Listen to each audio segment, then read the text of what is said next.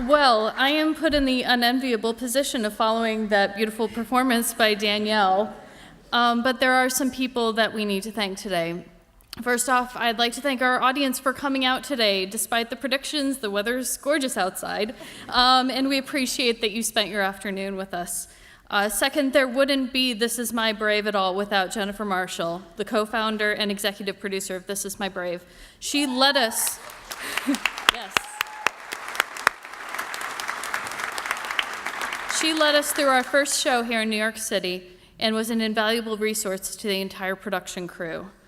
Thank you to all of our sponsors, Alkermes, Lundbeck, Wegmans, and the National At-Home Dad Network, as well as our media sponsor, New York City Dads Group.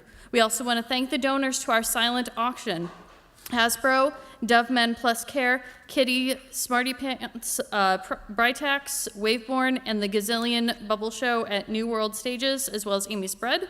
Not to mention authors including Jim Gaffigan and Al Roker, who donated autographed copies of their books.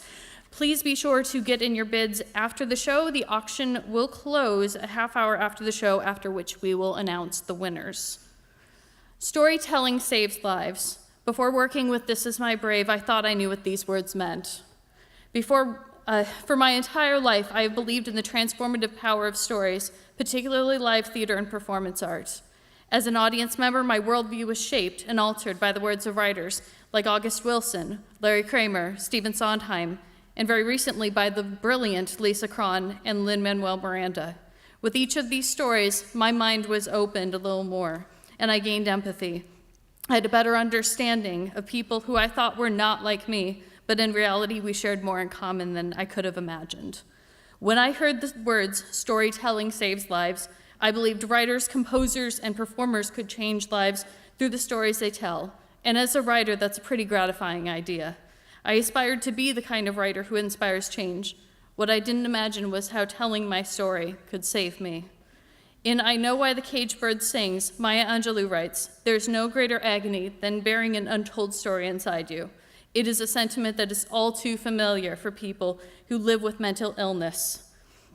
For a father raising a child while simultaneously battling bipolar disorder, a mother with postpartum depression, heartbroken that she cannot love her child the way she always imagined, or someone looking for true love or a little romance, but fearing that no one could truly love them. Some of us might speak up. We will ask for help and find the words for our hidden pain. Maybe we will share our stories, like the brave performers on the stage today. For others, however, it will remain unspoken. Every day, we hear the media demonize mental illness to suggest that if we are depressed, we are also dangerous, unhinged, or broken. We might feel guilty telling our family and friends, afraid that our loved ones will blame themselves. Once we say those words out loud, bipolar, post-traumatic stress, postpartum depression, it will be true. At this time, if you or someone you know is affected by mental illness, please stand.